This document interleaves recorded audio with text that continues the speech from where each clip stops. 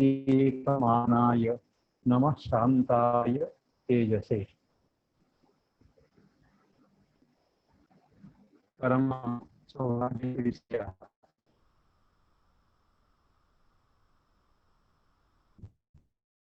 कालेपि वयं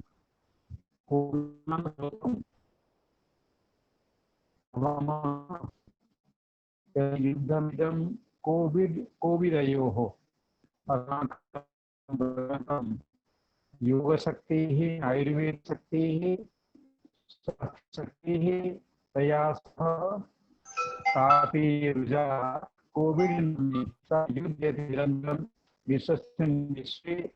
तदर्थं सारस्वत यज्ञं वयमत्र आचरन्तः स्मः। यतो हि यदि नाम मनः शुद्धं भवति शास्त्रद्वारा कायापि कर्माणि भवन्ति। अद्य आचार्य महोदयः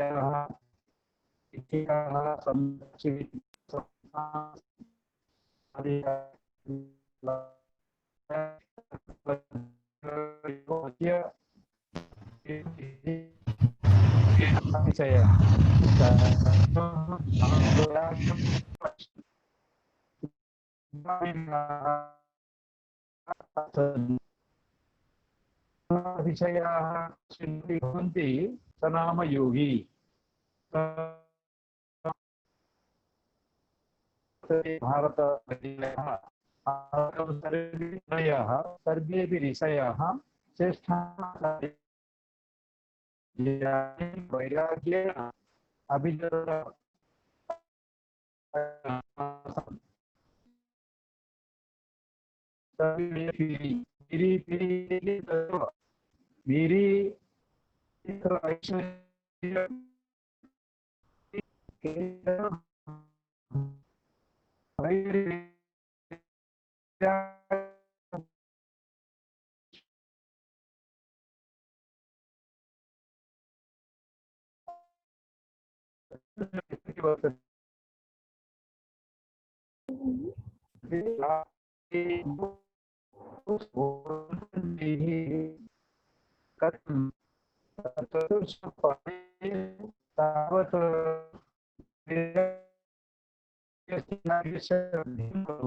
वैराग्यस्य अभ्यासाय कियमिति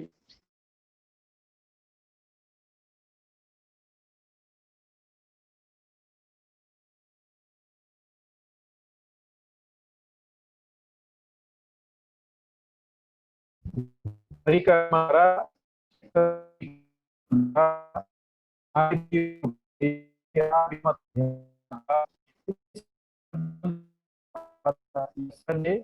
योगे द्वैतपरः योगः पातञ्जलयोगः, परन्तु अस्माकं प्रतिष्ठा वर्तते पातञ्जलयोगः।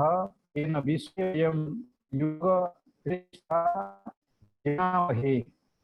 पातञ्जलयोगः तत्र प्रमुखं प्रथमचत्वारि सूत्राणि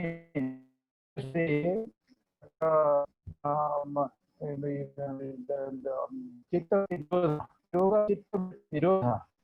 निरोधपदे एव बीजरूपेण वैराग्यमपि अस्ति। वैराग्यस्य अग्रे सूत्रत्र नानापादेषु विचारः भवति। वैराग्यं मोक्षस्य साधनं भवति, अपि च तत्र ऐश्वर्याणां साधनं भवति। विषये इदानीम् अहं तत्र प्रार्थये आचार्य विभा महोदयाः तवचोभिः छात्राश्च सर्वानपि सूत्रे तत्र प्रेरयिष्यन्ति।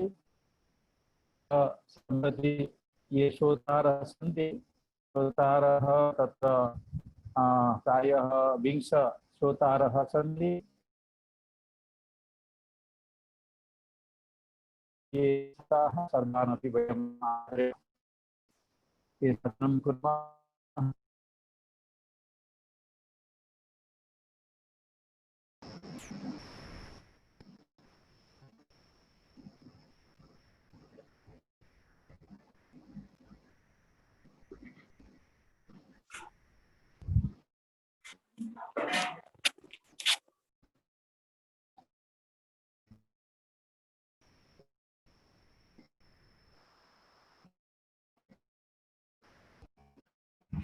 ओम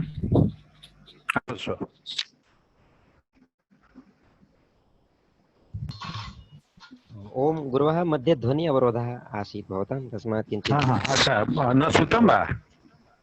अन्तिमं किञ्चित् न श्रुतम् इति। अस्तु, तर्हि अन्ते तु एवं मया उक्तं, तत्र हिन्दीभाषाम् अधिकृत्य अभी जो है ये जो वैराग्य विषय है बहुत ही प्रमुख विषय है। और वैराग्य शब्द का यह अर्थ नहीं है कि घर बार छोड़ के चला जाना। हमारे शास्त्रों में सारे शब्द बहुत ही स्पष्ट और सुव्यक्त स्थिति में है। यह वैराग्य जो है एक साधन है।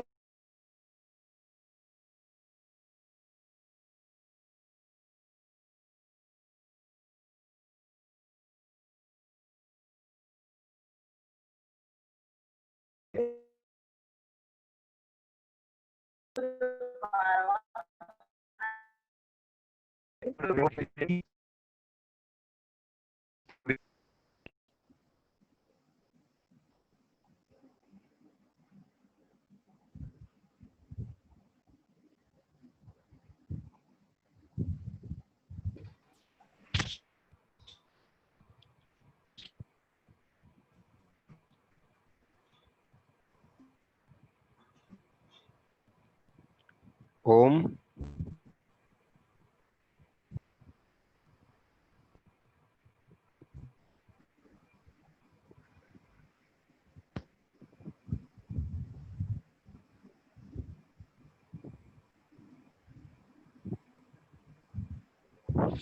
ओम आरम्भस्व। हाँ ओम।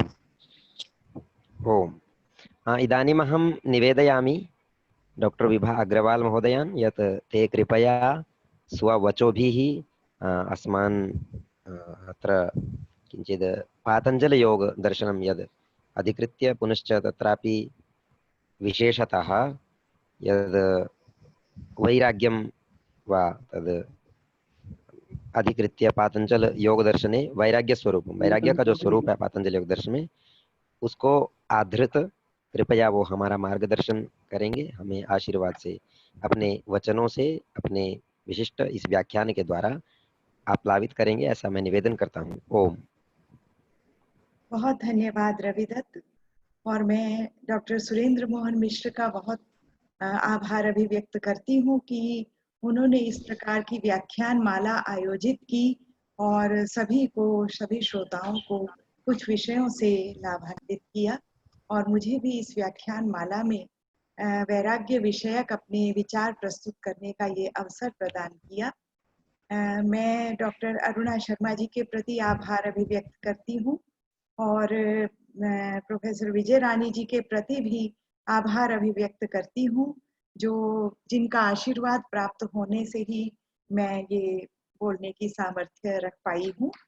बहुत अभिनंदन सभी का। मेरे कुछ छात्र मुझे दिखाई दे रहे हैं, कुछ अन्य असिस्टेंट प्रोफेसर्स वगैरह हैं, डॉक्टर रीजा हैं, तो सभी का मैं स्वागत करती हूँ, अभिनंदन करती हूँ। और मेरे लिए मैंने ये विषय आज के लिए रखा है कि पातंजल योग दर्शन में वैराग्य का स्वरूप। अभी पीछे घंटा पहले हम रस और रसाभास के बारे में सुन रहे थे, तो मैं ये कह रही थी कि साहित्य के विषय कितने रोचक हैं और मैंने ये वैराग्य चुन लिया है जो कि हमारे सभी आसक्तियों से हमें विरक्त करने की बात है। लेकिन वैराग्य का हम स्वरूप जानते हैं और सोचते हैं ये हमसे दूर की कोई चीज है जो सन्यासियों के लिए होती है, तो मैं ऐसा नहीं सोचती। मुझे लगता है जो वैराग्य की भावना है वो हमें थोड़े अंश से आरंभ करनी होती है, धीरे धीरे हम उस मार्ग पर आगे बढ़ सकते हैं। वो थोड़े अंश में आरंभ करनी आवश्यक है, क्योंकि जैसे आज समय आया कि कोरोना से सभी लोग भयभीत हैं, पीड़ित हैं और किस प्रकार से वो मानव सभ्यता को व्याकुल कर रहा है, तो ऐसे समय में जो हमारी ये वैराग्य जैसी भावनाएं हैं, अनासक्ति जैसी भावनाएं हैं, वो हमें दृढ़ संकल्प प्रदान करती हैं, हमें डर कर ना भागने योग्य बनाती हैं। तो मैं शुरू करती हूँ। हम सभी जानते हैं कि भारतीय संस्कृति त्याग एवं अनासक्ति की संस्कृति है। ईशावास्य उपनिषद के प्रथम मंत्र में तेन त्यक्तेन भुंजीथाः मा गृधः कस्यस्वित् धनम का उद्घोष हमारे आस्तिक नास्तिक सभी भारतीय दर्शनों में व्याप्त है। विषयों का त्याग, भोगों के प्रति अनासक्ति, यही तत्व ज्ञान एवं मोक्ष के साधन माने गए हैं। शम दम उपरति तितिक्षा समाधान श्रद्धा, यह षट्क संपत्ति वेदांत में ज्ञान के अधिकारी के लिए आवश्यक कही गई है। भागवत पुराण में भी मुनि के विषय में कहा गया। ये 27वें अध्याय के तृतीय स्कंध के 27वें अध्याय में भगवान कहते हैं, यदैवम् अध्यात्म रतः कालेन बहुजन्मना सर्वत्र जात वैराग्य आ ब्रह्म भुवनात् मुनि, कि ब्रह्मलोक पर्यंत सबसे जो वैराग्य प्राप्त हो जाता है वो मुनि होता है। महात्मा बुद्ध ने भी तृष्णा को सभी बंधनों का हेतु माना। महावीर स्वामी भी अपरिग्रह को बहुत महत्व देते हैं। वस्तुतः हमारी जो श्रमण संस्कृति है, जो संन्यास धर्म है, जो गीता का अनासक्ति योग है, इन सभी का मूल वैराग्य है। गीता का ये श्लोक सर्वविदित है, जिसमें हम वैराग्य के बारे में सुनते रहते हैं। राग द्वेष वियुक्तैस्तु विषयानिन्द्रियैश्चरन् आत्मवश्यै विधेयात्मा प्रसादम् अधिगच्छति। बहुत सुंदर सार इसमें वैराग्य का प्रस्तुत है। विषयानिन्द्रियैश्चरन्, कि विषयों को अपनी इंद्रियों द्वारा अनुभव कर रहा है, लेकिन कैसे? राग द्वेष वियुक्त, राग और द्वेष से युक्त होकर। तो ऐसा ही विधेय आत्मा प्रसाद को, ज्ञान प्रसाद को प्राप्त करता है। यही छठे अध्याय में अभ्यास वैराग्य की बात भी आती है। असंशयम महाबाहो मनो दुर्निग्रहम चलम अभ्यासेन तु कौन्तेय वैराग्येण च गृह्यते। इस प्रकार वैराग्य का महत्व देखते हुए इसके स्वरूप को जानने की इच्छा स्वाभाविक है। बहुत बार हम विरक्त हो जाएं, वैराग्य प्राप्त करें, जीवन का चरम उद्देश्य है, ऐसा सुन तो सकते हैं, लेकिन वो किस प्रकार आता है जीवन में, इसका हमें पातंजल योग सूत्र से ही, योग दर्शन से ही सही विस्तार प्राप्त होता है। सांख्य कारिका में बुद्धि सर्ग का वर्णन आता है। बुद्धि सृष्टि, एक तो सृष्टि है संसार रूप, और एक जो है मनोवैज्ञानिक सृष्टि, बुद्धि सृष्टि, जिसमें बुद्धि के 8 भाव बताए गए हैं, जिनमें 4 सात्विक भाव कहे गए हैं, धर्म, ज्ञान, वैराग्य और ऐश्वर्य। और वैराग्य से प्रकृति लयत्व प्राप्ति, वैराग्यात् प्रकृति लयम, इतना कहा गया है। बाकी के विस्तार यहाँ कारिकाकार ने नहीं दिए हैं। तो परंतु जो योग दर्शन है, पातंजल योग दर्शन है, क्योंकि वो साधना समाधि प्रधान, मार्ग प्रधान दर्शन है, इसलिए उसमें वैराग्य के स्वरूप का विस्तृत वर्णन प्राप्त होता है। योग सूत्र के आरंभ में योगश्चित्त वृत्ति निरोधा, इस सूत्र से, द्वितीय सूत्र से लेकर आगे तक 12वें 11वें सूत्र तक पहले महर्षि पतंजलि ने चित्त वृत्ति निरोध के, चित्त वृत्तियां, उनका वर्णन किया है, और उसके बाद 12वें सूत्र में उसका उपाय बताया है कि चित्त वृत्ति निरोध किस प्रकार से होता है। तो सूत्र में वो कहते हैं, अभ्यास वैराग्याभ्याम तन्निरोधः, अर्थात अभ्यास और वैराग्य के द्वारा चित्त वृत्ति निरोध होता है। योग सूत्र जो है उसका अध्ययन व्यास भाष्य, जो उनकी भोज वृत्ति है, जो तत्व वैशारदी टीका है और जो विज्ञान भिक्षु का योग वार्तिक है, उसके बिना पूर्ण नहीं होता। तो स्थान स्थान पर मैंने उनसे उदाहरण लिए हैं। भाष्यकार व्यास कहते हैं कि वैराग्य द्वारा विषयों के स्रोत नष्ट होते हैं और विवेक दर्शन के अभ्यास द्वारा विवेक ज्ञान का स्रोत उद्घाटित हो जाता है। किस प्रकार अभ्यास और वैराग्य चित्त वृत्ति निरोध के उपाय हैं, ये सर्वप्रथम बताते हैं। इससे पूर्व सूत्रकार ने स्थितौ यत्नः अभ्यासः, इस प्रकार अभ्यास का वर्णन किया है, जिसमें जो चित्त की दृढ़ भूमि वो प्राप्त हो जाती है। निरंतर अभ्यास करते करते चित्त स्थिरता को प्राप्त होता है और फिर धीरे धीरे वो विरक्त होता है। तो यहाँ जो व्यास भाष्य की पंक्ति है कि वैराग्य से विषयों के स्रोत नष्ट होते हैं और अभ्यास से विवेक ज्ञान उद्घाटित होता है, उसका उद्देश्य ये है कि दोनों का समुच्चय चित्त वृत्ति निरोध के लिए आवश्यक है। मेरी आवाज ठीक आ रही है? क्या मेरी आवाज आ रही है? जी जी, आपकी आवाज आ रही है जी। ठीक है जी। तो वैराग्य मुख्य रूप से दो प्रकार का कहा गया है, अपर वैराग्य और पर वैराग्य। इसका विस्तार हम आगे करते हैं। पतंजलि ने समाधि पाद के 2 सूत्रों में इन पर और अपर वैराग्य का प्रतिपादन किया है। अपर वैराग्य की पुनः 4 अवस्थाएं हैं, लेकिन यहाँ प्रथम सूत्र में जो वैराग्य का प्रथम सूत्र द्वादश सूत्र है, उसमें सूत्रकार ने सीधे वशीकार संज्ञा वैराग्य का वर्णन किया है।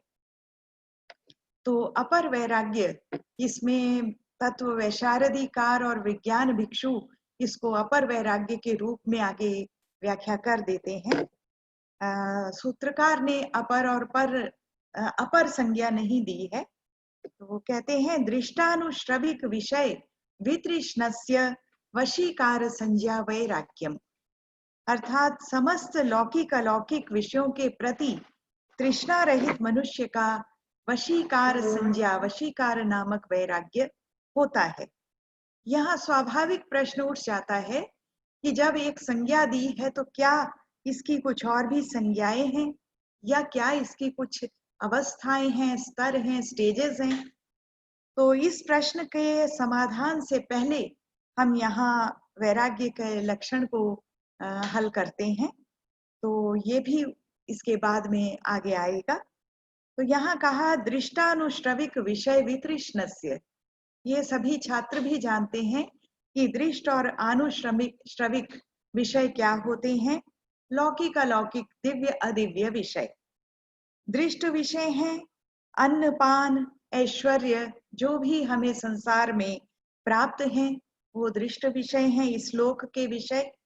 और श्रुति में या वेदों में जो प्रतिपादित हैं स्वर्ग आदि विषय, वो सभी आनुश्रविक वैदिक या अलौकिक विषय दिव्य विषय कहलाते हैं। भाष्यकार व्यास कहते हैं कि लौकिक विषयों के प्रति जिसकी तृष्णा समाप्त हो गई है, वे स्वर्ग आदि अभ्युदय की प्राप्ति करते हैं। तो प्रथम जो अपर वैराग्य है, वैराग्य हमें मोक्ष की ओर नहीं ले जा रहा है अपर वैराग्य, लेकिन अप्रत्यक्ष साधन तो है ही। तो पहले हमें अपर वैराग्य से क्या होता है, स्वर्ग आदि लोकों की प्राप्ति होती है। दोनों का अंतर समझ के हमें अपर से पर की ओर जाना होता है। तो कहते हैं स्वर्ग वैदेह्य या प्रकृति लयत्व को वो प्राप्त करते हैं। भाष्यकार ने ये शब्द दिए हैं, स्वर्ग वैदेह्य या प्रकृति लयत्व। तात्पर्य ये है कि जो केवल भौतिक विषयों के प्रति अनासक्त हो पाए हैं, वे स्वर्ग आदि अभ्युदय की प्राप्ति करते हैं, अर्थात देवलोक या वैदेह्य या प्रकृति लयत्व को पाते हैं। वैदेह्य का अर्थ है देह रहित भाव, देह से रहित होने का भाव। तत्व वैशारदीकार इसकी व्याख्या करते हैं, देह रहिता विदेहा करणेषु लीना तेषां भावो वैदेह्यम। अर्थात जो देह रहित हैं, करणेषु इंद्रियेषु, इंद्रियों में लीन हैं, यानी इंद्रियों को सूक्ष्मतम मानकर उन्हीं में लीन हो जाते हैं, उन्हीं को सूक्ष्म परम सूक्ष्म तत्व समझकर उसी में समाहित हो जाते हैं, वो विदेह कहलाते हैं। योग वार्तिककार इसे पुनः स्पष्ट करते हुए कहते हैं, स्थूल देह विरहे अपि लिंग शरीरे नैव, स्थूल देह विरहे अपि लिंग शरीरे नैव येषां देवानां भोग ते विरहा तद्रूपता च वैदेह्यम्। अर्थात स्थूल शरीर न रहते भी लिंग शरीर के द्वारा जिन देवताओं का, ये सब देवताओं के ही प्रकार हैं, वैदेह्य और प्रकृति लय, जिन देवताओं का भोग है वो विदेह कहलाते हैं और उनका जो भाव है वो वैदेह्य है।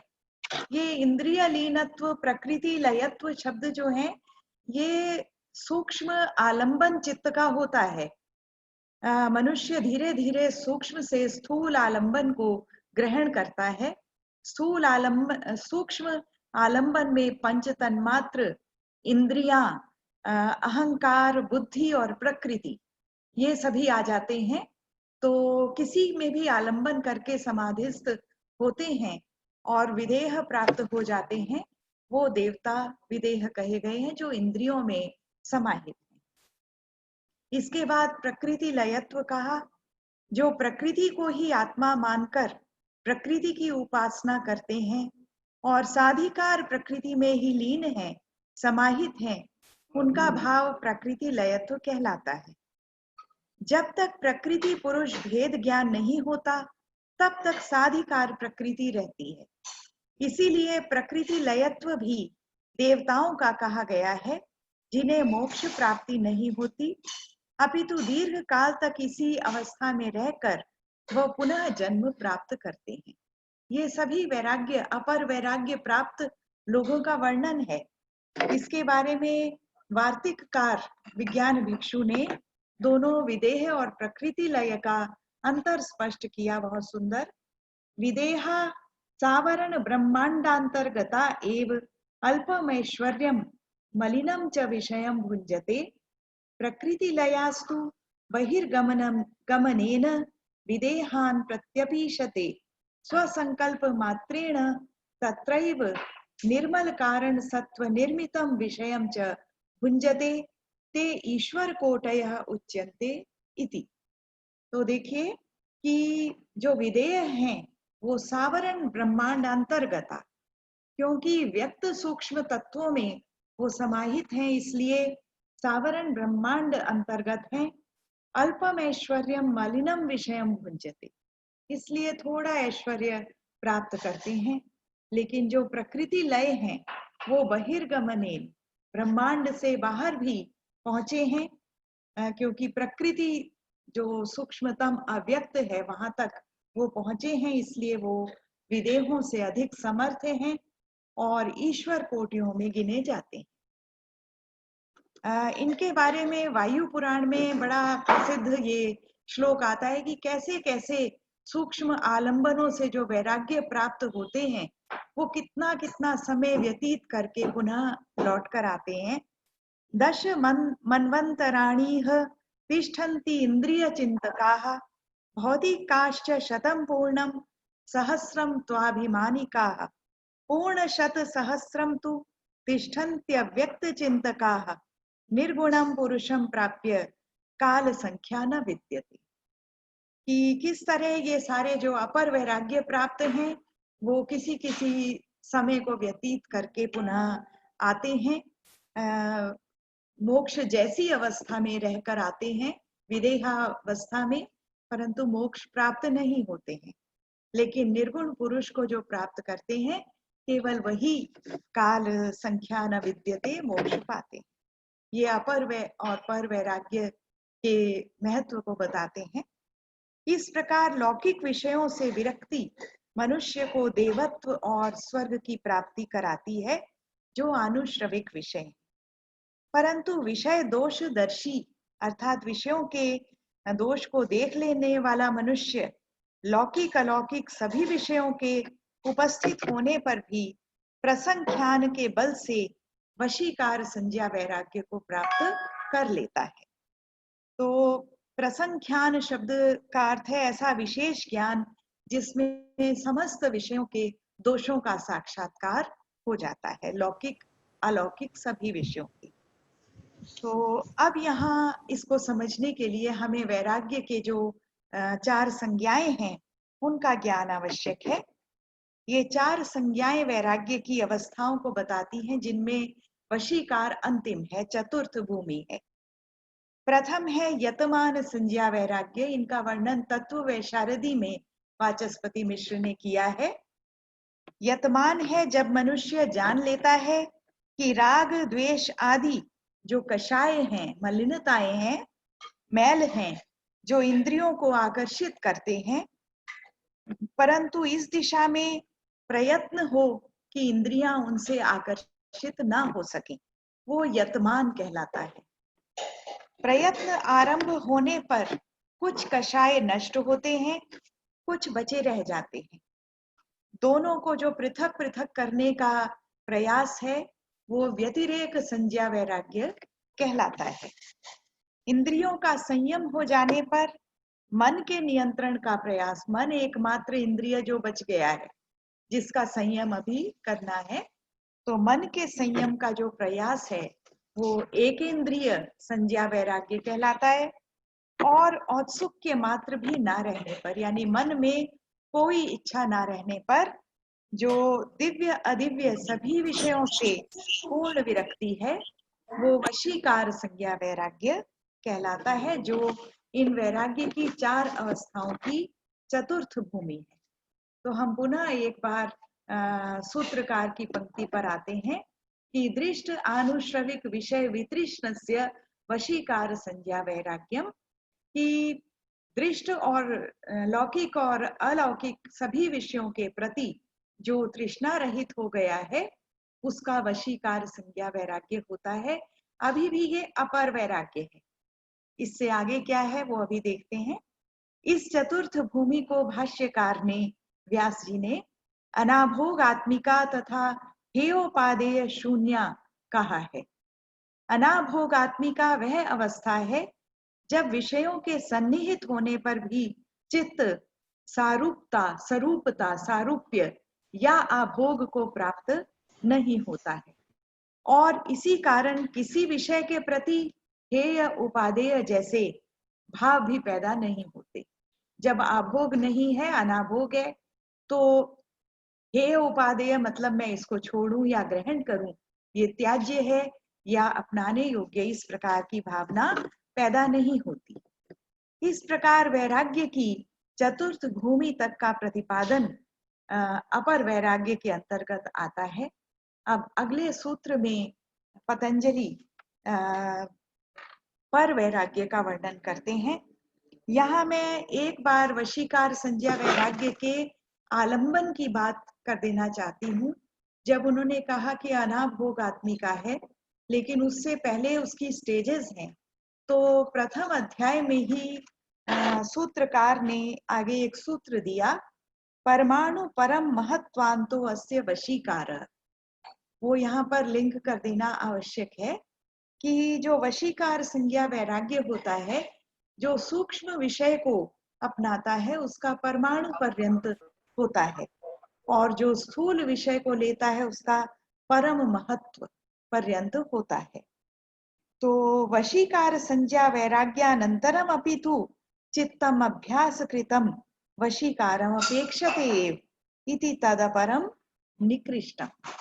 तो ये वाचस्पति मिश्र ने यहाँ स्पष्ट किया इस पंक्ति के द्वारा कि वशीकार संज्ञा वैराग्य के बाद भी चित्त अभ्यास के द्वारा होने वाले और वशीकार की अपेक्षा रखता है, इसलिए ये अपर वैराग्य है और निकृष्ट है। तो इसमें स्थूल और सूक्ष्म किन्हीं भी विषयों को आलंबन लेकर आरंभ किया जाता है। धीरे धीरे अभ्यास करते करते उन विषयों से अनाभोग की स्थिति आती है जो चतुर्थ भूमि में आती है। नहीं तो जो चित्त है वो किसी ना किसी आलंबन को रखकर ही वैराग्य की ओर तत्पर होता है, समाधि में तत्पर होता है। तो अब पर वैराग्य के विषय में कहते हैं, तत्परम पुरुष ख्यातेह गुण वैतृष्ण्यम, अर्थात तत्परम, उससे पर वैराग्य, जो उससे बढ़कर वैराग्य है, पुरुष ख्यातेह गुण वैतृष्ण्यम, जो पुरुष ख्याति से होता है, जिसमें गुणों के प्रति भी तृष्णा की समाप्ति हो जाती है। इसका मतलब है कि अपर वैराग्य में लौकिक अलौकिक सभी विषयों के प्रति तृष्णाहीनता है, परंतु जो त्रिगुण है उसको पुरुष से पृथक नहीं कर पाया है, उसके प्रति तृष्णा का अभाव नहीं हो पाया है। तो यहाँ वो कहते हैं पर वैराग्य है जब गुणों के प्रति भी तृष्णा का अभाव हो जाता है। तो अभी देखा कि चरमावस्था में योगी समस्त विषयों के प्रति तृष्णा रहित हो चुका है। वार्तिककार कहते हैं, राग द्वेष शून्य वशीकार संज्ञा या भी तृष्णा सा वैराग्यम अपरम इति शेषः। ये वार्तिककार विज्ञान भिक्षु ने कहा कि राग द्वेष से रहित जो ऐसी वितृष्णा है जो वशीकार संज्ञा है, वो अपर हो गया। इति शेषः, इसको पूर्व सूत्र के साथ जोड़ लेना चाहिए। अब इस सूत्र में पर वैराग्य है जो पुरुष ख्याति हो जाने से सत्व रजस तमस के प्रति भी तृष्णा रहित हो जाने पर होता है। जब चित्त विषयों से विरक्त होता है तो वह पुरुष ख्याति या आत्म साक्षात्कार के योग्य बन जाता है। पुरुष ख्याति का मतलब ही है, सांख्य में आत्मा के लिए पुरुष शब्द सांख्य योग में प्रयुक्त है, तो पुरुष ख्याति का मतलब है आत्म साक्षात्कार। सांख्य योग दर्शन भी और वेदांत दर्शन भी आत्म साक्षात्कार मानते हैं, तो वो पुरुष ख्याति कही गई है। तो क्योंकि तब जो चित्त है वो केवल पुरुष के आकार से आकारित होता है और जड़ प्रकृति से पृथक हो जाता है, तभी योग दर्शन में मोक्ष के लिए कैवल्य शब्द आता है, केवल आत्मभाव। तो भाष्यकार कहते हैं, पुरुष दर्शनाभ्यासात तच्छुद्धि प्रविवेक आप्यायित बुद्धि गुणेभ्यो व्यक्ता व्यक्त धर्म केभ्यो विरक्ता भवति। अर्थात पुरुष दर्शन के अभ्यास से जब आत्म साक्षात्कार होता है तो उसका भी निरंतर अभ्यास करते करते नैरंतर्य से उसके प्राप्त विवेक ज्ञान से धुली हुई बुद्धि व्यक्ता व्यक्त धर्म वाले गुणों से भी विरक्त हो जाती है। इस पर वैराग्य को ज्ञान प्रसाद मात्र भी कहा गया है, जिसके उदय होने पर ख्याति प्राप्त मनुष्य जान लेता है कि जो प्राप्त करने योग्य था पा लिया, प्रापणीयम प्राप्तम, जो नष्ट करने योग्य था क्लेश थे वो क्षीण हो गए, संसार चक्र भव संक्रम टूट गया, जिसके रहते मनुष्य जन्म लेकर मरता है और मरकर पुनः जन्म लेता है। तो इस प्रकार सार रूप में कहा जा सकता है कि विवेक ज्ञान ही वास्तविक वैराग्य है। ज्ञानस्य पराकाष्ठा एव वैराग्यम, ज्ञान की ही पराकाष्ठा वैराग्य है। जब तक प्रकृति लयत्व तक भी पहुंच जाते हैं तब तक भी मोक्ष के समीप नहीं हो पाते अगर विवेक ज्ञान नहीं होता। तो एतस्यैव ही नान्तरीयकम कैवल्यम, ऐसा अंत में उन्होंने कहा कि इस पर वैराग्य के नान्तरीयक बहुत समीप मोक्ष या कैवल्य होता है। इस पर वैराग्य की अवस्था को ही परम प्रसंख्यान, परम ज्ञान है जो विवेक ख्याति है, तो परम प्रसंख्यान कहते हैं। इसी को धर्म मेघ समाधि भी कहते हैं और ज्ञान प्रसाद मात्र भी कहते हैं। धर्म मेघ समाधि का वर्णन फिर लास्ट में कैवल्य पाद में आता है कि ये नाम समाधि को दिया गया है। प्रसंख्याने अपि अकुसीदस्य सर्वथा विवेक ख्यातेह धर्म मेघ समाधि। ये बहुत महत्वपूर्ण पंक्ति है, इसलिए मैंने यहाँ जोड़ी है कि प्रसंख्याने अपि अकुसीदस्य, जो प्रसंख्यान के प्रति, ज्ञान के प्रति भी विरक्त हो जाता है, मतलब मैं ज्ञान रख रहा हूं, ये भावना भी उसकी चली जाती है।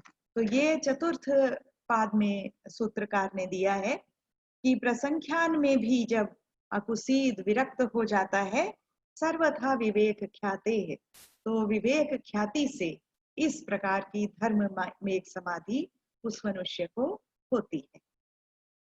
वाचस्पति मिश्र कहते हैं कि जो अपर वैराग्य है वह सत्व गुण का समुद्रेक होने पर भी रजोगुण के कण भूत कलंक से संपृक्त होता है, परंतु जो तौष्टिकों का कहा गया है, ये शब्द वाचस्पति मिश्र ने तौष्टिका नाम अपि भवति कहा।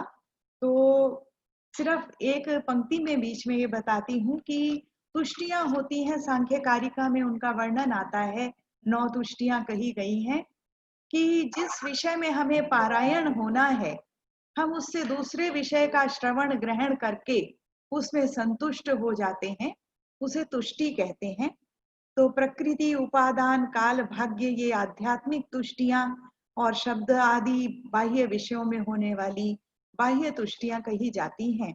ये 9 तुष्टियां होती हैं। इनमें योग के मार्ग में चला हुआ जो योगी है वो बीच में ही कहीं संतुष्ट हो गया, या उसको गुरु से जो ज्ञान चाहिए था वो ज्ञान न मिलकर कुछ और ज्ञान मिल गया, तो उसमें संतुष्ट हो गया, तो वो तौष्टिक हो जाता है, जो अपर वैराग्य तक पहुंच जाता है, परंतु मोक्ष के मार्ग तक, मोक्ष तक नहीं पहुंच पाता। परंतु पर वैराग्य रजोगुण के अंश मात्र से भी रहित होता है, अतएव उसको ज्ञान प्रसाद मात्र कहा है। और संसार का कारणभूत जो अज्ञान है उसके समाप्त होने से भव संक्रम, संसार चक्र समाप्त हो जाता है, इसलिए उसे धर्म मेघ कहा। तो ये तत्व वैशारदी में वाचस्पति मिश्र ने धर्म मेघ और ज्ञान प्रसाद मात्र शब्दों की व्याख्या की है। इस प्रकार ये पर वैराग्य और अपर वैराग्य का वर्णन योग दर्शन में प्राप्त है। मैंने मुख्य रूप से योग सूत्र, भाष्य, तत्व वैशारदी टीका और योग वार्तिक को ही लेकर प्रस्तुत किया है। और भी बहुत सारा योग का वर्णन गीता से भी हमें प्राप्त होता है। इस प्रकार आपने देखा कि ये वैराग्य चित्त वृत्ति निरोध का उपाय कहा गया। और सबसे महत्वपूर्ण बात कि जो सत्व पुरुष अन्यथा ख्याति रूप विवेक ज्ञान है, उसी को ही पर वैराग्य माना गया। चित्त वृत्ति निरोध के ईश्वर प्रणिधान आदि और उपाय भी कहे गए हैं, लेकिन ये सभी वैराग्य की ही ओर ले जाते हैं। इन सब से मोक्ष से पहले वैराग्य होना ही अनिवार्य होता है। इसी योग के सूत्र के द्वितीय अध्याय में प्रतिपादित अष्टांग योग भी, जो कि क्रिया योग है, वो भी व्युत्थित चित्त के लिए कहा गया है। और वो व्युत्थित चित्त को जो समाधिस्थ नहीं हो पाता, उसके लिए अपनाने योग्य मार्ग है, जिससे समाधिस्थ होकर अंततः वह वैराग्य को ही प्राप्त करता है।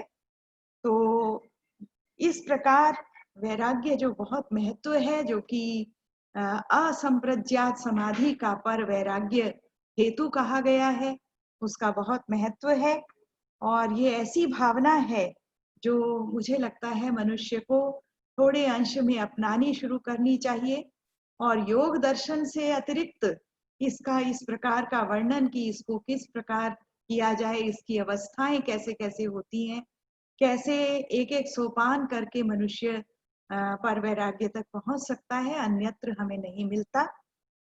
तो जो ओवर पॉजिटिवनेस है, जो हमारे देश को बहुत गलत दिशा में ले जा रही है, वैराग्य की भावना, उसको दूर करने के लिए बहुत आवश्यक है। इन्हीं शब्दों के साथ मैं अपनी बात को विराम देती हूँ। बहुत धन्यवाद।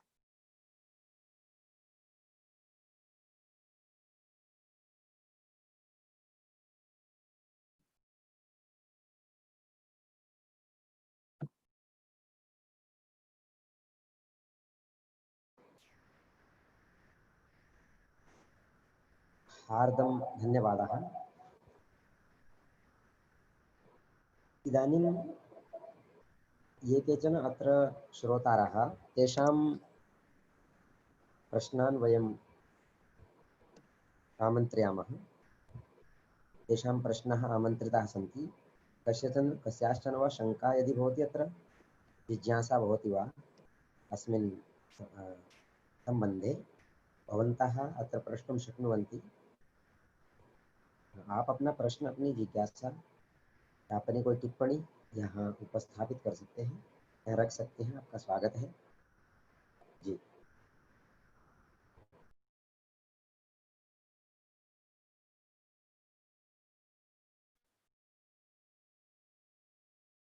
हरिओम।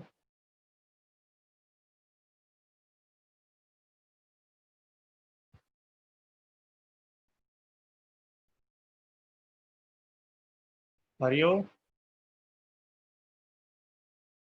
ओम। हाँ जी, नमस्ते जी, मैं जगवीर बोल रहा हूँ जी। मैं मैम से उनको प्रणाम पहले तो, और उसके बाद मैं पूछना चाहता हूँ कि ये जो वैराग्य का जो विषय है, क्या हम इसे ऐतिहासिक रूप में ही मान के चलें या हमारे वर्तमान जीवन में भी ये घटित हो सकता है? और अगर वर्तमान में कहीं घटित होता है तो क्या उसे हम अपरिग्रह तक ही सीमित रखें या उससे आगे भी कुछ बढ़ सकता है? जैसे हमने ऋषि मुनियों के बारे में सोचा कि वो घर परिवार छोड़ के या जंगलों में रहते थे, पहाड़ों पर रहते थे, इस परिप्रेक्ष्य में समझें। जी, बहुत अच्छा आपने प्रश्न किया। जो आपका प्रश्न का अंतिम भाग है उसका उत्तर तो डॉक्टर मिश्र शुरू में ही अपनी पंक्तियों में दे चुके हैं कि जो वैराग्य है उसको घर से भाग जाना और कहीं जाकर पर्वतों में बस जाना, संन्यास मात्र ले लेना बिल्कुल ना समझा जाए। अपरिग्रह तक सीमित रखने की भी बात नहीं है। ये व्यक्तिगत जो लक्ष्य हैं उस पर निर्भर करता है। सर्वप्रथम ये प्रश्न आता है कि क्या आप जीवन में इस वैराग्य को प्राप्त करना चाहते हैं? श्रीमद् भगवद गीता, योग दर्शन और भी सभी दर्शन हमें वैराग्य की प्रेरणा देते हैं। हम सामान्य मनुष्य उसको एक ऋषियों का विषय समझकर अपनाने की कोशिश ही नहीं करते। लेकिन पुनः मैं ये बात कह रही हूँ कि जो भी हमारे दर्शन ग्रंथ, धर्म ग्रंथों में ये वैराग्य, अहिंसा आदि बातें, अपरिग्रह आदि बातें कही गई हैं, उनको आरंभ करने का संकल्प चाहिए। उसके बाद उसमें दृढ़ता अभ्यास से अपने आप आती चली जाती है। पतंजलि योग सूत्र में इसी बात को बहुत स्पष्ट करते हैं कि मनुष्य स्थूल आलंबन बनाकर चित्त को एकाग्र करने का प्रयास करे और वो यम से आरंभ होता है। तो यम नियमों में जो अपरिग्रह आए हैं वहां तक सीमित अगर रहना चाहते हैं आप, तो ये आपकी व्यक्तिगत भावना है। लेकिन अगर चाहते हैं कि मनुष्य जीवन का, समझते हैं कि मनुष्य जीवन का लक्ष्य मोक्ष है और हमें आगे और आगे चलते चले जाना है, तो आप स्वयं ही वहां तक सीमित नहीं रह सकते। बाकी जो अपरिग्रह जैसी भावनाएं हैं वो ही धीरे धीरे हमें आगे ले जाती हैं। तो यम नियमों से, क्रिया योग से व्युत्थित चित्त वाला जो मनुष्य, व्युत्थान चित्त, जो चंचल चित्त वाला मनुष्य है, वो उनको आरंभ कर सकता है। इसलिए ही जो हमारे प्राणायाम आदि योग हैं उनका महत्व है, पर उन तक सीमित न रहकर हमें अपनी बौद्धिक क्षमताओं को पहचान कर बौद्धिक योग के मार्ग पर भी अग्रसर होना है। तो मेरी दृष्टि यही है कि इसको एक जन्म में हम प्राप्त नहीं कर सकते, पर अपना लक्ष्य बनाकर चलें। जन्म जन्मांतर में हम इस स्थिति तक पहुंचते हैं। आज हम थोड़ा वैराग्य की भावना लेकर आ सकते हैं। ऋषि मुनियों से अपनी तुलना नहीं कर सकते, लेकिन ऋषि मुनियों के प्रति आस्था रख सकते हैं। वीतरागस्य चित्तम, जो वीतराग मनुष्य है उसके चित्त को लक्ष्य बनाकर, हम आलंबन बनाकर हम साधना कर सकते हैं, तो हम अपने आप वहां पहुंच सकते हैं। धन्यवाद जी। नमस्कार मैम। नमस्ते जी, मैं मनीष शर्मा मैम बोल रहा हूँ। जी। सभी गुरुजनों को मेरा प्रणाम। मैम, जो ये मोक्ष की बात हो रही थी, यह मोक्ष निश्चित समय के लिए ही मिलता है या सदैव सदा सदा के लिए बंधन से छुटकारा होता है? बहुत अच्छा प्रश्न पूछा। स्वाभाविक प्रश्न ये बच्चों का सामने आता है। एक बार मैडम अरुणा जी से भी ये बात हमारी डिस्कस हो रही थी कि देखिए, ये अलग अलग मान्यता है। सांख्य योग और वेदांत दर्शन मानते हैं कि मोक्ष एक बार प्राप्त होता है, उसके बाद कभी मनुष्य का पुनरागमन नहीं होता है। लेकिन कुछ दर्शन ऐसे हैं, न्याय दर्शन में दोनों भावनाएं आती हैं कि मोक्ष के बाद पुनः भी आ सकता है, मोक्ष को भोगता है और नहीं आता है। और शैव दर्शन पुनरागमन स्वीकार करता है। इसके बारे में प्रकाश डॉक्टर मिश्र बेटर डाल सकते हैं। लेकिन स्वामी दयानंद ने भी मोक्ष के बाद पुनरागमन माना है, और मुझे भी व्यक्तिगत रूप से ये लगता है कि पहला मोक्ष होना चाहिए जिसके बाद पुनः आए, और उसके बाद दूसरा मोक्ष होना चाहिए जिसके बाद कभी ना आए, ताकि अपना अनुभव हम सबको बता सकें। ऐसा मेरे मन में आता है। लेकिन मोक्ष का मतलब अगर हम गहन तक पहुंचते हैं तो यही है कि उसके बाद कभी आगमन नहीं होता। तो मैं 1 मिनट यहाँ पर, मैंने वंदना गुप्ता देखी हैं, उनका अभिनंदन करती हूँ। वाराणसी से वो मेरे साथ जुड़ी हैं। स्वागत है। और मैं अपने पापा को, डॉक्टर कैलाश चंद्र विद्यालंकार को देख पा रही हूँ। उनका स्वागत करती हूँ। आगे प्रश्न करें। धन्यवाद मैम, प्रणाम।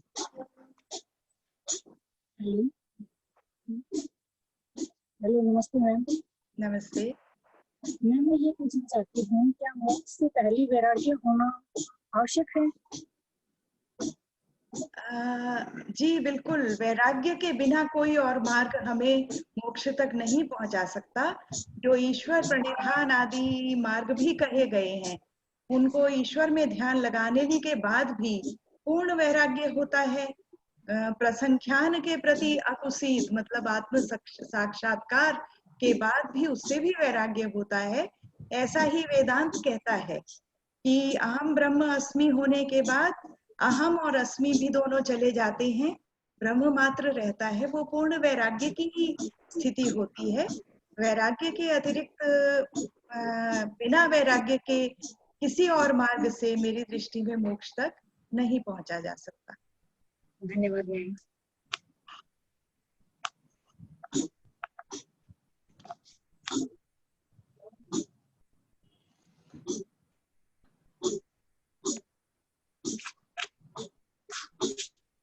डॉक्टर आशुतोष मुझे दिखाई दिए हैं। डॉक्टर रामचंद्र, बहुत सुंदर मैसेज भी मेरे लिए लिखा। मैं सबका अभिनंदन करती हूँ, बहुत धन्यवाद करती हूँ सभी श्रोताओं के प्रति, जिन्होंने भी मेरे लिए बहुत सुंदर उद्गार प्रकट किए हैं। उनके प्रति भी बहुत आभार।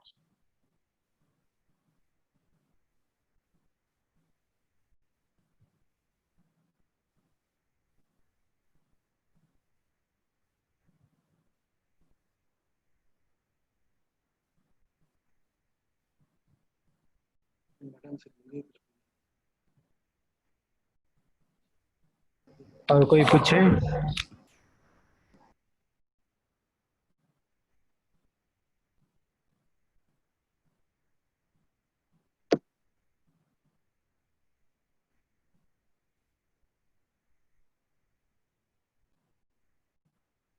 मैंने एक लाइन और कहती हूँ। डॉक्टर विजय रानी से शिक्षा प्राप्त की थी दर्शन की, और अब जो मेरे साथ डॉक्टर सुरेंद्र मोहन मिश्र हैं, उनसे समय समय पर शंकाओं का समाधान मिलता है। डॉक्टर भट्टाचार्य जी से शिक्षा प्राप्त की थी। ऐसे गुरुजनों का सादृश्य मुझे मिला है। अपने पिताजी से घर में शिक्षा प्राप्त की थी, इसलिए ये कुछ शब्द बोलने का मैं साहस कर पाई हूँ वैराग्य जैसे विषय के लिए। तो सबके प्रति बहुत आभार अभिव्यक्त करती हूँ।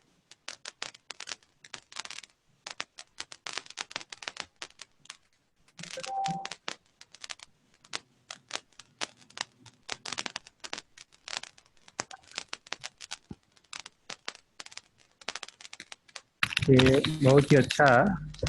रविदत्त, और कोई पूछेंगे? गुरुजी, मेरा एक प्रश्न है, मैम एक हाँ, मेरा प्रश्न है। पूछो पूछो, हाँ पूछना चाहिए, पूछो। इसमें थोड़ा वो डिस्कनेक्ट हो गया था मेरा आवाज, तो इस कारण से क्षमा चाहता हूं। मैम, इसमें जैसे अभ्यास और वैराग्य, ये दो जो बिंदु आते हैं, तो इनमें से जैसे अभ्यास के द्वारा वैराग्य, या फिर वैराग्य होकर के फिर पुनः उसका अभ्यास, इसको किस प्रकार से जैसे हम हाँ, इन दोनों को बहुत अच्छा प्रश्न आपने पूछा है, क्रम? क्योंकि व्यास भाष्य में जो व्याख्या कर रहे हैं उससे ऐसे लगता है कि पहले वैराग्य फिर अभ्यास, क्योंकि वैराग्य जो है वो विषय के स्रोतों को नष्ट करता है और फिर अभ्यास से विवेक ज्ञान का स्रोत उद्घाटित होता है, ऐसा व्यास भाष्य में उन्होंने कहा है। लेकिन पहले देखो, अभ्यास है, फिर वैराग्य है और फिर अभ्यास है। जैसा पढ़कर मैं समझ पाई हूँ कि यम नियम आसन क्रिया योग से ही अभ्यास तो हमारा साथ साथ चलता है। जब हम किसी भी आलंबन में अपने चित्त को स्थिर करते हैं तो उस स्थिति के लिए जो प्रयत्न है वो अभ्यास है। तो सूत्रकार ने अभ्यास को पहले दिया, वैराग्य को बाद में। इस दृष्टि से मैं ये समझ पाती हूँ कि अभ्यास तो बहुत पहले आरंभ होता है और अभ्यास करते करते हम वैराग्य तक पहुँचते हैं।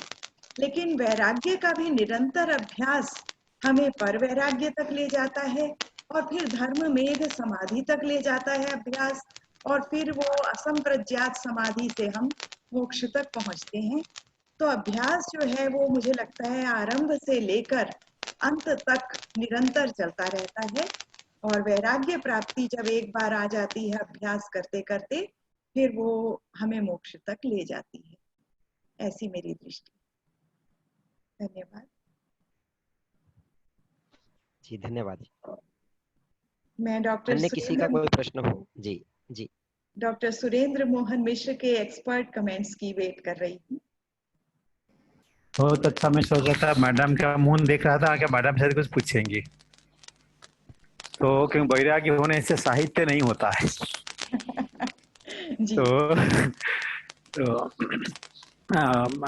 डॉक्टर विद्यालंकार जी बैठे हैं, उनको हम सभी प्रणाम करते हैं। मैडम विजय रानी जी, उनको भी प्रणाम करते हैं सभी लोग।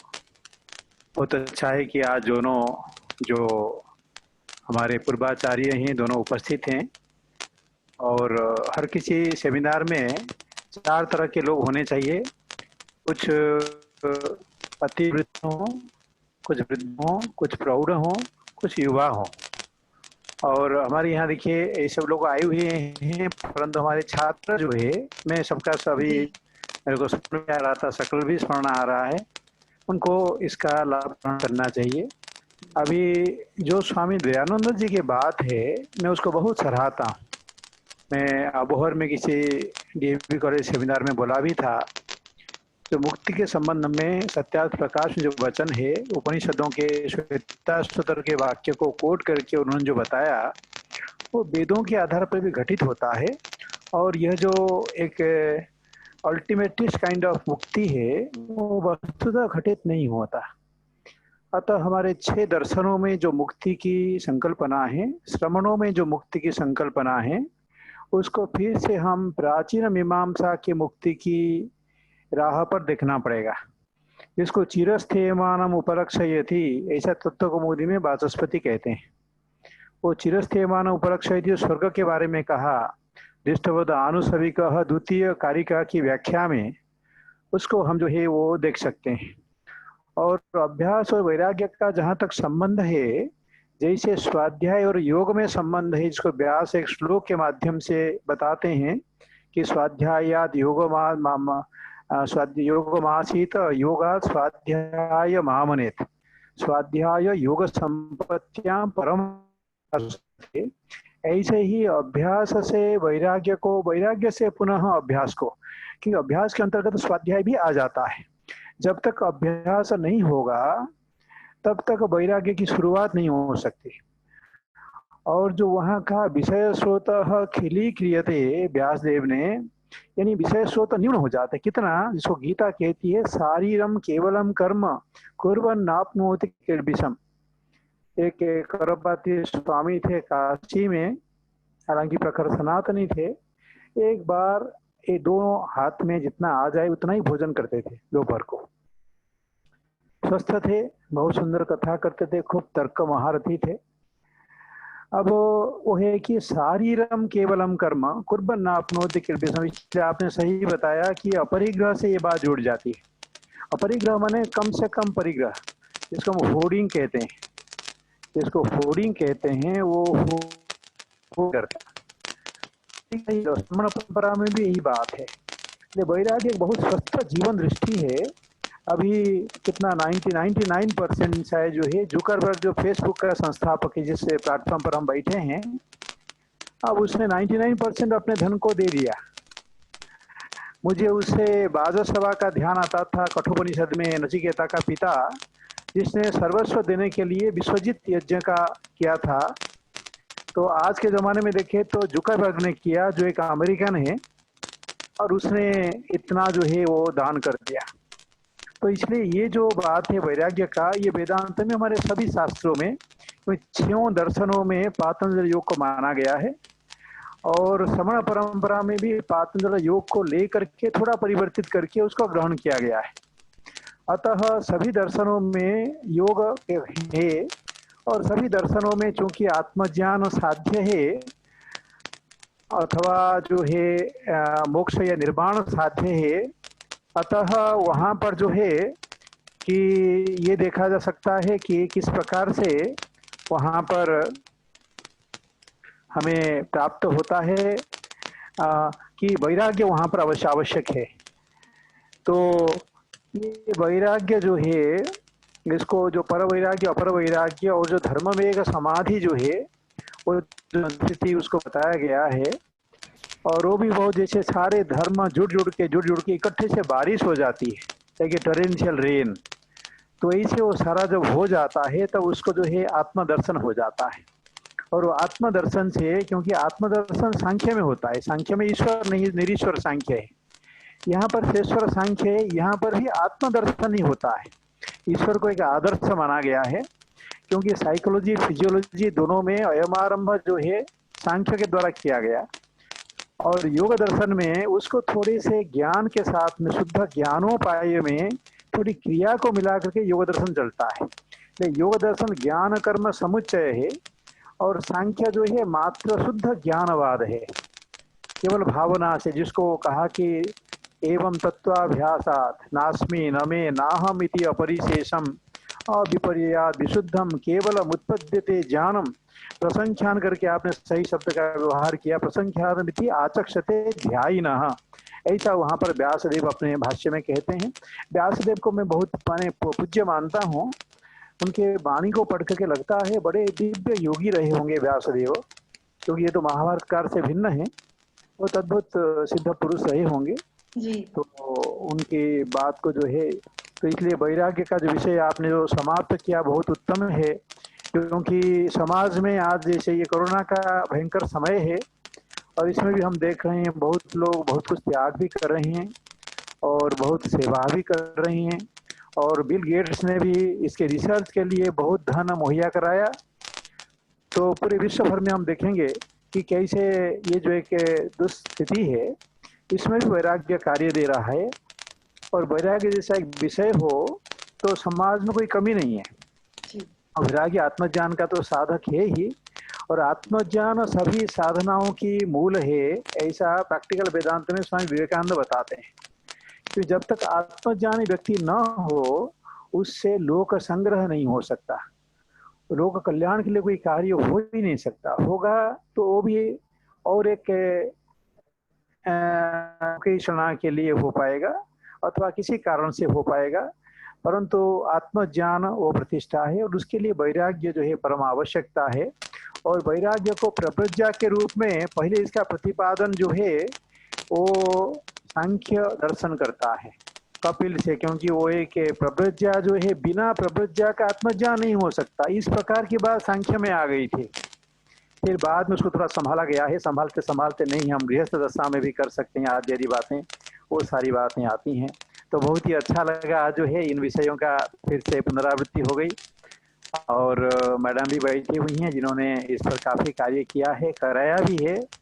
उन्होंने महाभारत के आधार पर, युक्ति दीपिका के आधार पर और पातंजल योग में आप भी काम करा रही हैं। आप सही मैडम के स्थान में स्थानापन्न हैं और बहुत बहुत बधाई जो है इस व्याख्यान के लिए। धन्यवाद। बहुत धन्यवाद। अरुणा मैडम कुछ कहना चाह रहे हैं, मुझे लगता है।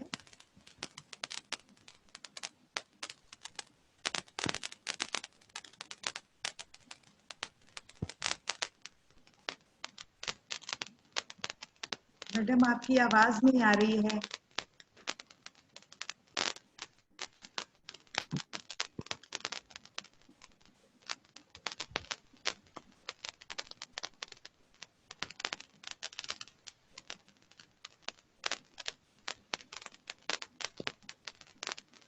तो कुछ छात्र जो यहाँ उपस्थित हुए हैं, सीमा, सोनू, रितु, अलका, मंगत राम, डॉक्टर शैलेंद्र सिंह, डॉक्टर रीजा, चमन शर्मा, तनु शर्मा, इन सबके भी प्रति मैं आभार अभिव्यक्त करती हूँ।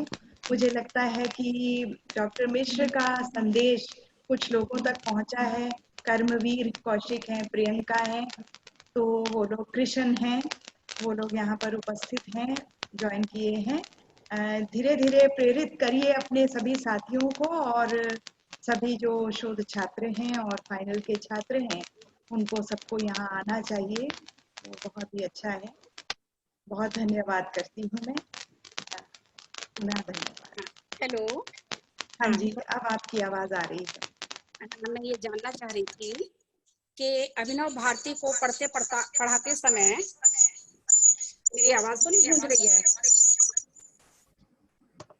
हेलो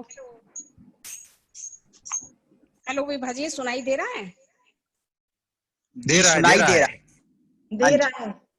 हाँ, मैं ये जानना चाह रही हूँ विभा जी जी कि अभिनव भारती को पढ़ते पढ़ाते समय वहां पर मोक्ष नामक पुरुषार्थ के अनुरूप जो चित्तवृत्ति मानी गई है, शांत रस को उसके लिए स्वीकार किया है, शांत रस की सत्ता उसी के लिए स्वीकार की है, और वहां पर जो निर्वेद उसके लिए हर चित्तवृत्ति का एक स्थायी भाव जो है, वो चित्तवृत्ति वहां निर्वेद को माना गया है, शांत रस का स्थायी भाव। तो शांत रस का स्थायी भाव जो निर्वेद है, और ये पातंजल योग दर्शन में या वैसे भी दर्शनों में जो वैराग्य का स्वरूप है, क्या वो निर्वेद और ये वैराग्य, इसमें एकत्व है या कोई भिन्नता है?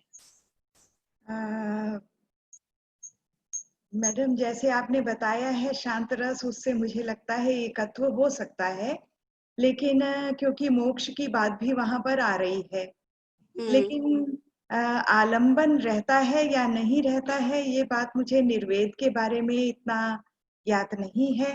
जो पर वैराग्य की स्थिति है उसमें जो चित्त है वो सभी विषयों के प्रति वितृष्ण हो जाता है।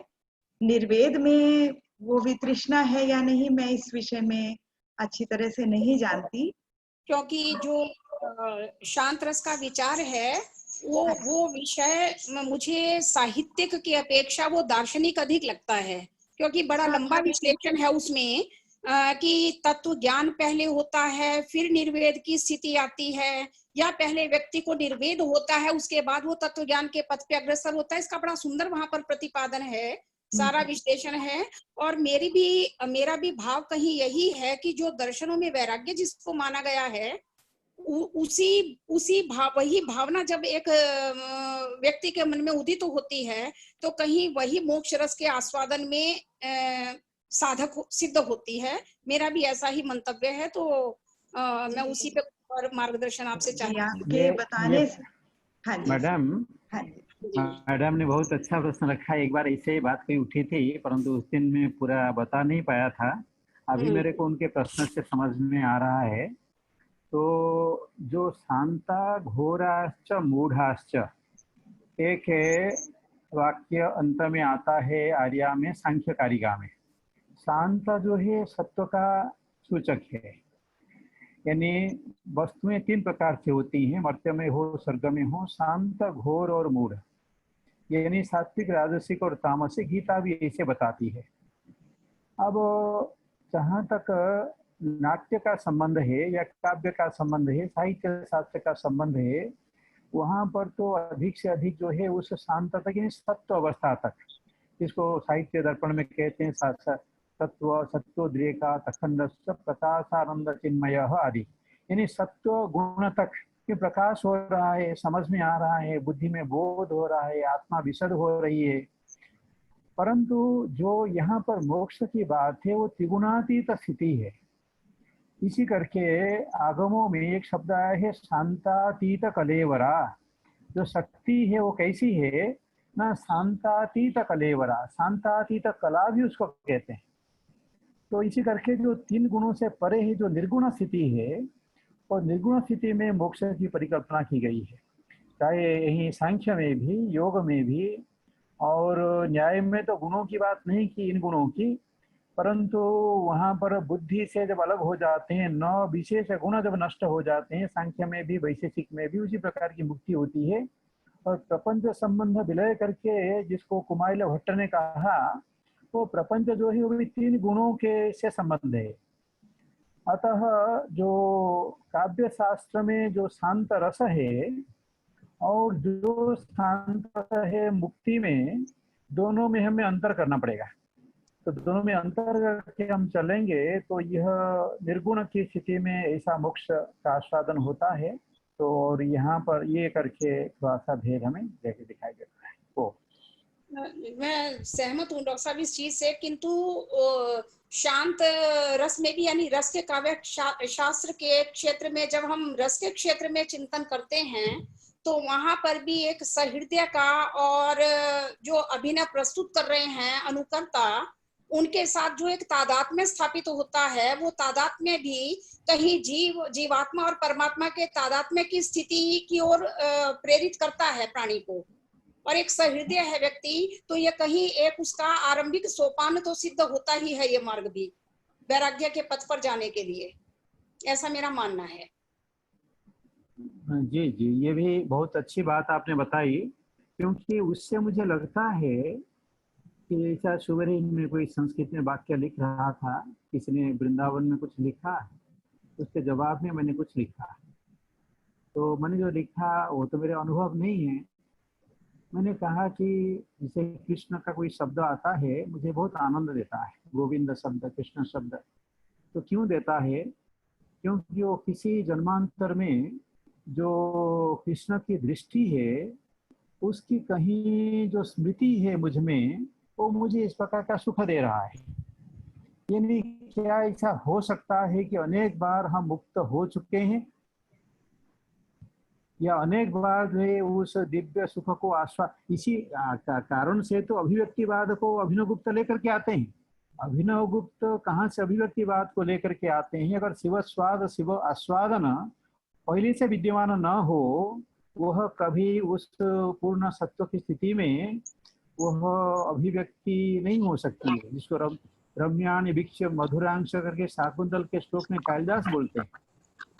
तो उस स्थिति के लिए चाहिए कि पूर्वानुभव जो है, वह जो शिव तादात्म्य है, वो जो पूर्णता है, इसलिए एक अपूर्णता ख्याति करके अद्वैत शैव लोग मानते हैं। अपूर्णता ख्याति यानी सांसारिक दशा में जो भी हमारे ज्ञान है ये अपूर्ण अनुभव के प्रतीक हैं, और वो जो पूर्णानुभव है वो हमारे चित्त में कहीं बसा हुआ है जो विकसित का, और उसका जब भी थोड़ा सा आवरण भंग हो जाता है, जिसको जगन्नाथ कहते हैं पंडित राज, कि वो आवरण भंग, और वेदांत भी कहता है आवरण भंगार्था वृत्ति ही, एक ऐसा मतन करके वेदांत परिभाषा में यह वाक्य आता है। तो इन सब बातों को देख करके कि जो आत्मा है वो स्वयं में पूर्ण है, पूर्णता का परिचय उसको नहीं मिलता बिना मोक्ष के, मुक्ति साधना के, परंतु नाटक देख करके, काव्य पढ़ करके, महात्माओं के वाक्य सुन करके कभी कभी लगता है कि हाँ मैं उसका काबिल हूँ, यानी मैं वो शिव हूँ, वो ब्रह्म हूँ, क्या मैं परमात्मा का हूँ? तो वही हमारे वेदों में मैं परमात्मा का हूँ द्वैतवादियों का, और मैं परमात्मा हूँ, मैं ब्रह्म हूँ, यही भेद है मुसलमानों में और सूफियों में। सूफी कहता है मैं वही हूँ, और मुसलमान कहते हैं मैं उसका हूँ। हमारे यहाँ भी द्वैतवादी कहते हैं सांख्य योग वाले कि मैं उसी का हूँ, ब्रह्मवादी कहता है मैं वही हूँ। तो इस करके ये जो स्थिति है, तो जो रस है यानी जो पूर्ण रस है यानी ब्रह्म हो जाना, और वही तादात्म्य। तो तादात्म्य जब तक नहीं होती हमें वाक्य का भी बोध नहीं होता। किसने कोई वाक्य बोला, वो वाक्यार्थ तक जब तक हम नहीं पहुंचते, तब हमारा तादात्म्य जब तक नहीं होता, स्फोटवाद में भट्टियर यही कहते हैं, तब तक हमें जो है उसका स्फोट नहीं हो सकता। तो इसीलिए ये साधना और ये सब बातें और उसके अंदर शास्त्र बहुत बड़े रोल प्ले करते हैं। और अलग अलग संप्रदाय हैं, सबका सत्य अपने स्थान में सही है, परंतु जो है एक दर्शन को विचार करके, तो जो अभिनव गुप्त की कब तक जाएंगे आप, जो है वहाँ एक अद्वैत है, उसमें है जगन्नाथ में अद्वैत है, अन्यत्र अद्वैत नहीं है। तो इस करके अद्वैत के परिप्रेक्ष्य में रस का विचार करेंगे, तो फिर जो है वही वो है करके, सत्कार्यवाद तो वेदांती मानते हैं, सांख्य भी सत्कार्यवाद मानते हैं। सत्कार्यवाद कहता है कि आत्मा ऑलरेडी उसके अंदर पूर्णता है, परंतु पूर्णता को फिर साधना के द्वारा उसको उभार करके जानने की आवश्यकता होती है, क्योंकि जो है और ज्ञात न हो उसका लाभ नहीं है।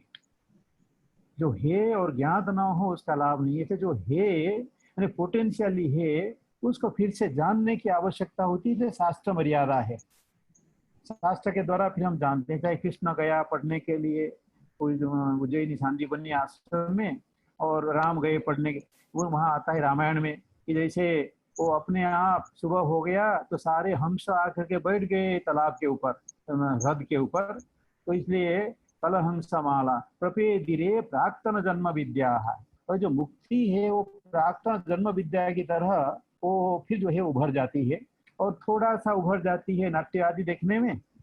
जैसे हरिश्चंद्र नाटक देखे गांधी को कुछ हुआ, तो और जो है यह हमारे साधना में जो है ये ऐसे वो करके हो जाता है। क्योंकि साधना में जो घटित होता है उसी बात को लेकर के अभिव्यक्तिवाद को उन्होंने साहित्य में दिया। इसलिए साहित्य में जो अभिव्यक्तिवाद है वो साधना की अभिव्यक्तिवाद का एक रिप्रेजेंटेशन है। इस करके वो साहित्य के माध्यम से, क्योंकि साहित्य के माध्यम है, साहित्य है, संगीत है, कला है, ये सब माध्यम भी ईश्वर प्राप्ति के बताए गए, इनके आध्यात्मिक पक्ष ही बताया गया है। ठीक, वो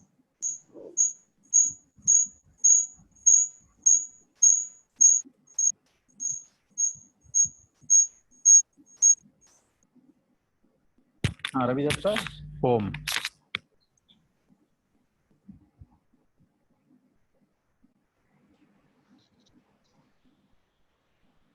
ओम। अद्यतनम् अस्माकम् एतद् व्याख्यानं पातञ्जलयोगदर्शने वैराग्यस्वरूपम् इति विषयम् अधिकृत्य अभवत्। अत्र बहु शोभनरूपेण अत्यन्त सरलगिरा अस्माकं डॉक्टर विभा अग्रवाल महोदय अत्र प्रस्तुतवत्याः वयं हार्दं धन्यवादान् व्याहरामः। पुनश्च येऽपि अत्र समुपस्थिताः अस्माकं गुरवः परमगुरवः, तेषां सर्वेषामपि वयं प्रणामाञ्जलिं समर्पयामः। प्रोफेसर विजयारानी जी, डॉक्टर कैलाश चंद्र विद्यालंकार जी, पुनः प्रोफेसर अरुणा शर्मा महाभागा, पुनश्च ये शोधच्छात्राः, ये प्रतिभागिनः, डॉक्टर रीजा जी, पुनः doctor Vikram Sharma, doctor Shailendra Singh, doctor Jyoti, और भी यहाँ जो अन्य कई लोग यहाँ उपस्थित हैं। डॉक्टर दया शर्मा हैं, सुमिता मंडल हैं जी, डॉक्टर सुमिता मंडल जी, सेनापति वंदना गुप्ता दंडासन जी, सेनापति दंडासन, हाँ उड़ीसा से, हाँ ये हमारे छात्र थे यहाँ पर। इनका भी हम हार्दिक धन्यवाद ज्ञापन करते हैं। और हमारे जो विभाग से जुड़े हुए छात्र भी यहाँ काफी कई उपस्थित हैं। सर नमस्कार। हाँ नमस्कार, सर, सभी अभी की शुभकामनाएं आपके प्रति विभाग के लोगों के। सर अभी मैं छत्तीसगढ़ दुर्ग में हूँ, डीएवी स्कूल में हूँ। छत्तीसगढ़ दुर्ग में, आज छत्तीसगढ़ में आ गए तो अच्छी हाँ बात है, ओके सर। बधाई आपको। सर डीएवी स्कूल में टीचर हूँ। अच्छा, बहुत अच्छा है, टीचर होना सबसे बड़ी चीज है, कहीं भी हो बहुत अच्छी बात है। ठीक है सर, धन्यवाद सर। अभी देख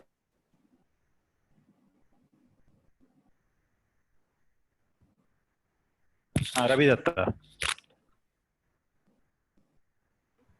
ओम। तो सभी जो यहाँ उपस्थित हैं प्रतिभागी स्वरूप में और जो हमारे मार्गदर्शक स्वरूप में, और आज के जो व्याख्यान प्रदात्री डॉक्टर विभा अग्रवाल जी, इनका हम हार्दिक धन्यवाद पुनः ज्ञापन करते हैं, और सभी का हार्दिक धन्यवाद।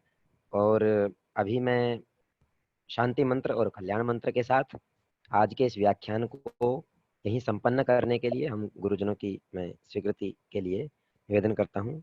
गुरुजी, क्या अभी शांति मंत्र के साथ संपन्न कर सकते हैं इसको? ओम। ओम। तर्हि ओम पूर्णमदः पूर्णमिदं पूर्णात् पूर्णमुदच्यते पूर्णस्य पूर्णमादाय पूर्णमेवावशिष्यते। सर्वे भवन्तु सुखिनः, सर्वे सन्तु निरामयाः, सर्वे भवन्तु मा कश्चित् दुःखभाग् भवेत्। ओम शान्तिः। नमः सर्वेभ्यः। ओम नमो गुरुभ्यः। थैंक यू सभी का रवि हार्दिक दत्ता। धन्यवाद पुनः। धन्यवाद। धन्यवाद।